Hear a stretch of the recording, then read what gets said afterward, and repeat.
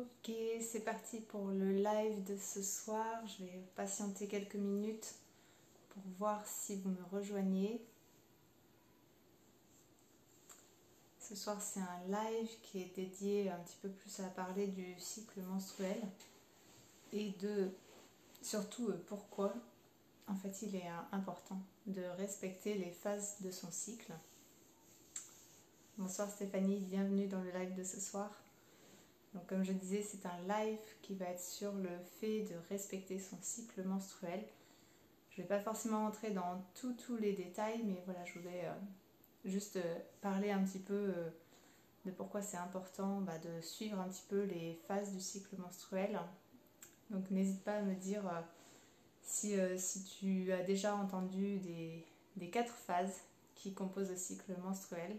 Bonsoir Andrea, bonsoir Aurélia.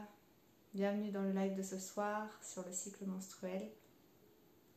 Ça va pas être un live très très long, ni forcément très détaillé.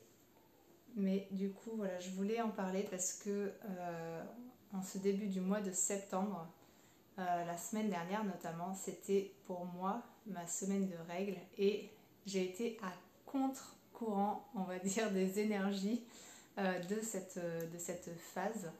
Donc voilà, donc c'est vrai que je ne sais pas si vous connaissez un petit peu les 4 phases qui composent le cycle menstruel. Donc besoin d'explication, ok. Donc je vais refaire un petit topo sur les phases du cycle menstruel. Notre cycle est composé de 4 phases. Alors c'est vrai qu'on dit qu'en général un cycle dure 28 jours, mais voilà, ça dépend, ça peut être entre 21 et 35 jours, des fois plus long pour certaines femmes, suivant, suivant notre corps, suivant certaines problématiques. Donc ces 4 phases en fait varient en longueur, elles ne font pas forcément 7 jours pile poil chacune. C'est pour ça qu'il est important en fait de s'écouter et de s'observer pour reconnaître ces phases.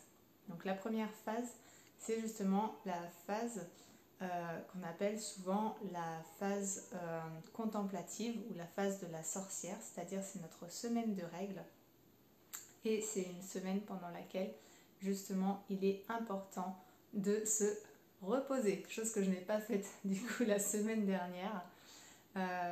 Ensuite on a la phase dynamique ou la phase de la jeune fille, c'est la phase qui suit justement la semaine des règles où on est dans des énergies justement d'action, on ressent finalement l'énergie qui revient dans notre corps, on a un mental plus fort, on est beaucoup plus dynamique. S'ensuit ensuite la phase de la mère, la phase expressive, qui est la période en général où l'on ovule, une période où on se sent justement, comme son nom l'indique, beaucoup plus expressive, on a plus de facilité à communiquer, à travailler en équipe, on se sent plus sûr de soi, on se sent mieux dans son corps. Et donc voilà, et donc cette phase en général elle est liée au moment de l'ovulation puisque c'est le moment où nos hormones sont là en train de se dire youhou, faut attirer tout le monde pour la reproduction. Donc voilà pourquoi est-ce que nous les femmes en période d'ovulation on se sent souvent plus sexy, plus confiante, on communique plus facilement. C'est tout simplement parce que biologiquement notre corps lui il est là en train de se dire hey, c'est le moment de reproduire, il serait temps d'attirer certaines personnes pour la reproduction. C'est la partie sexy du cycle on va dire. Et après du coup l'ovulation c'est la phase prémenstruelle qu'on appelle souvent la phase créative ou la phase de la sorcière. Non, de l'enchanteresse, pardon, puisque la sorcière c'est celle des règles. Et c'est une phase où justement on est souvent très en lien avec notre intuition, on est aussi justement beaucoup plus réactive émotionnellement, on peut être facilement plus irritable, on peut être beaucoup plus fatigué, on peut être un petit peu sur les dents on va dire dans cette phase là, mais c'est en même temps un moment important parce que justement on passe de la phase expressive qui était donc la phase d'ovulation où on était très tourné vers l'extérieur, à la phase du coup entre deux en fait, entre l'ovulation et les règles, et donc on commence en fait à aller vers notre intériorité, puisque pendant les règles, c'est un moment justement très important pour être en lien avec notre monde intérieur. Donc du coup la phase prémenstruelle, elle fait ce lien entre les deux, entre le moment où on va de l'extérieur, du monde extérieur vers notre monde intérieur. Et donc je voulais parler de l'importance de respecter autant que possible ces énergies-là, parce que tout simplement, comme je disais la semaine dernière, moi c'était ma semaine de règles et ça a été une semaine assez active. J'ai animé mon premier rituel de nouvelle lune en présentiel avec 8 femmes. J'ai eu une séance de soins énergétiques avec une cliente. J'ai créé du contenu. Enfin voilà, c'était un peu la rentrée pour moi en quelque sorte. Donc j'avais pas mal de choses qui sont voilà, que j'ai dû mettre en place, etc.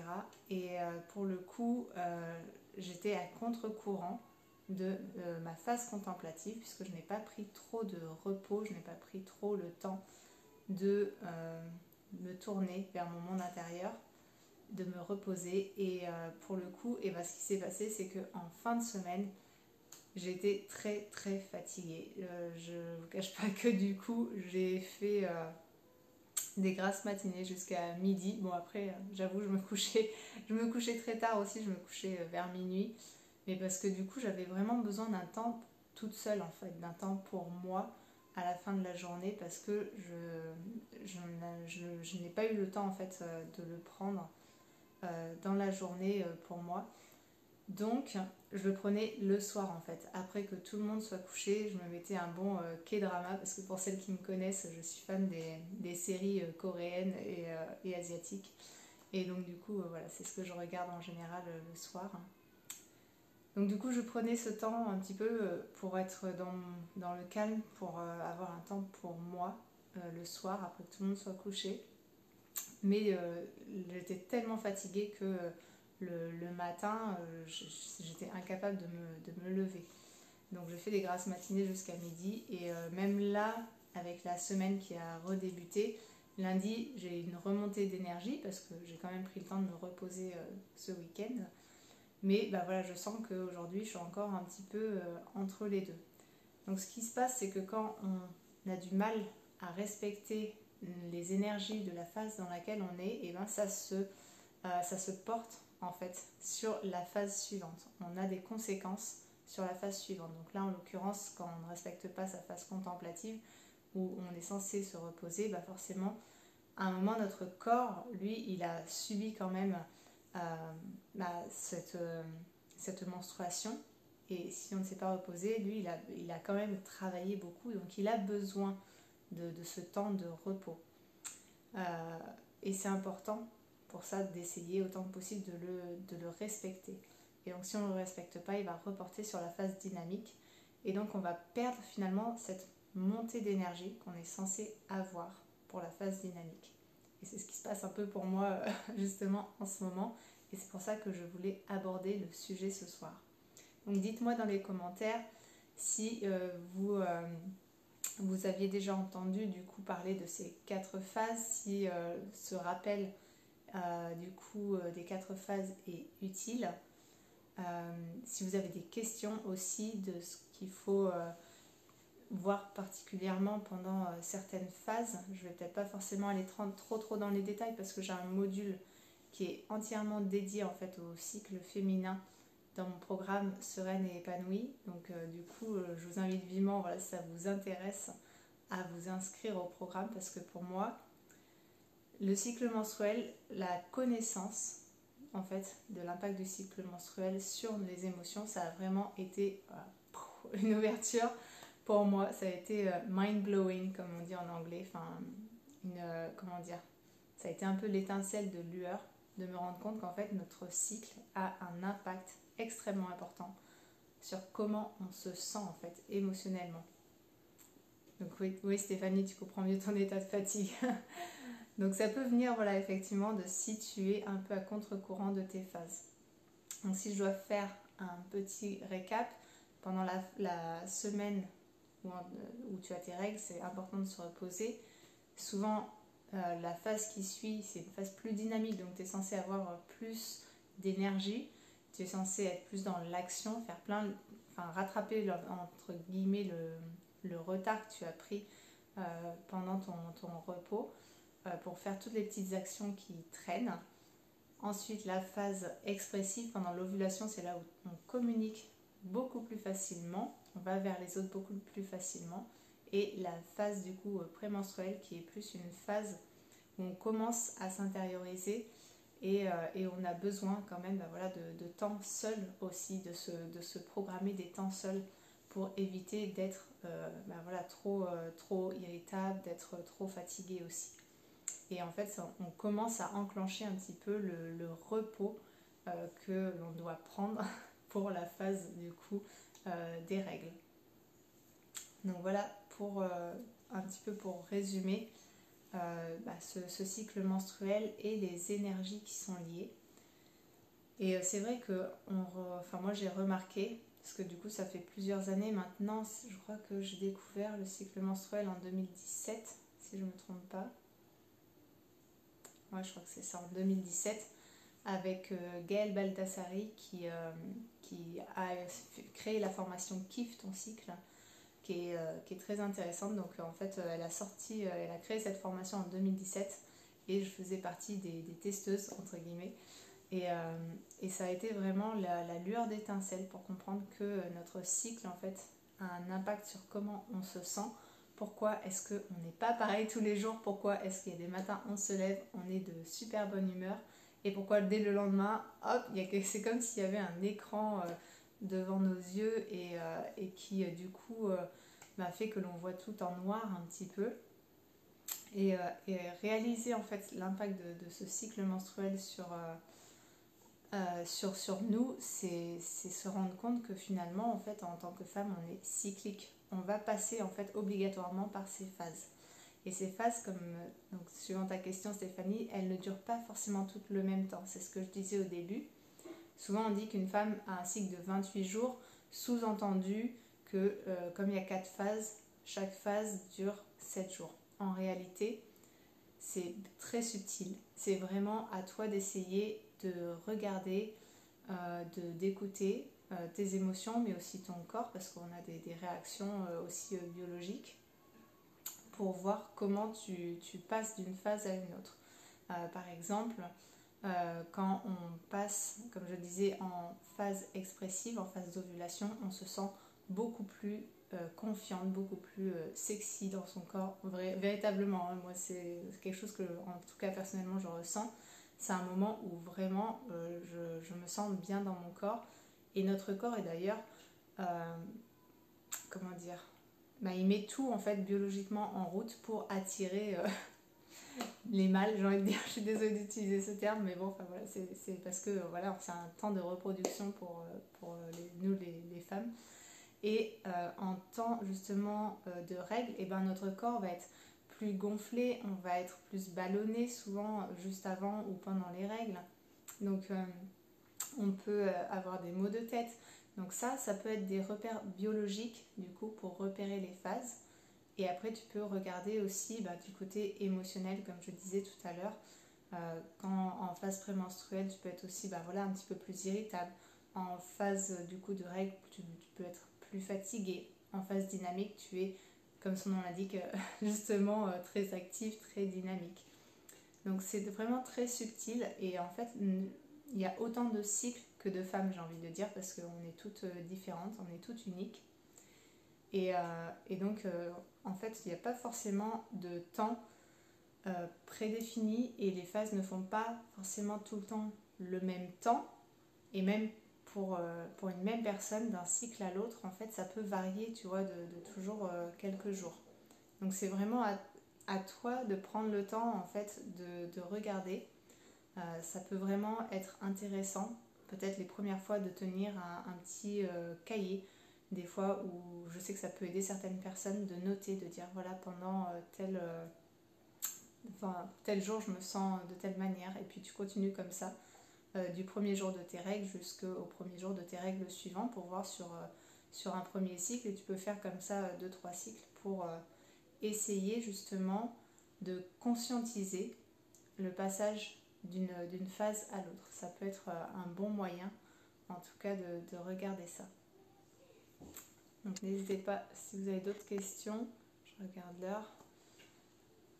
Donc oui, c'est important donc de respecter autant que possible, parce que c'est vrai que du coup ça permet en fait d'optimiser les actions aussi en fait que l'on va mettre en place. Bonne idée. Super. Et c'est vrai que voilà, quand on réussit à être sur les mêmes rails d'énergie, en coïncidence avec l'énergie d'une phase, et ben en fait nos actions sont facilitées, elles sont optimisées. Lorsqu'on prend du repos, lorsqu'on est censé en prendre, notre corps récupère plus vite. Lorsque on est active dans la phase dynamique, qui est une phase justement où notre corps il reprend des forces, et ben effectivement on va être véritablement motivé facilement, on va être facilement dans l'action, on va avoir moins de fatigue parce que notre corps va tout mettre en place en fait avec ce regain d'énergie pour nous rendre productives et pour nous rendre efficaces. Dans la phase expressive, on peut communiquer avec d'autres personnes, créer des liens, sortir et justement, étant donné que hormonalement tout est mis en place pour nous permettre justement d'être dans cet état d'esprit et dans cet état biologique, et bien les choses vont nous paraître beaucoup plus faciles à mettre en place. On va être beaucoup plus enjoué, on va vouloir sortir du coup. On va être dans ce besoin de communiquer, dans ce besoin de créer des liens. Et donc c'est vraiment une période propice, la phase expressive, pour sortir et du coup on le fait beaucoup plus facilement. Et pour la dernière phase, la phase créative, et bien lorsque on est dans cette phase-là, comme c'est une phase qui est aussi très en lien avec l'intuition, avec la créativité, et bien à ce moment-là, c'est vrai que c'est un temps qui est parfait pour en fait avoir de nouvelles idées. Donc c'est pareil, on peut prendre un carnet et noter toutes nos idées parce qu'elles vont venir facilement en fait. Donc voilà, donc vraiment en essayant au maximum de respecter l'énergie de chaque phase, on va réussir à optimiser en fait toutes nos actions, à faire les choses avec beaucoup plus de facilité. Donc voilà, c'était un petit temps que je voulais partager avec vous. N'hésitez pas si vous avez des dernières questions avant que j'éteigne le live.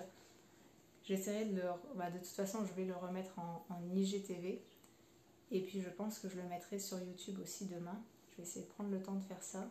Je suis pas en avance sur plein de choses, mais je vais essayer de faire ça. Et je sais que moi, le cycle menstruel, c'est vraiment un outil qui me paraît en fait indispensable à intégrer pour mes clientes et pour moi.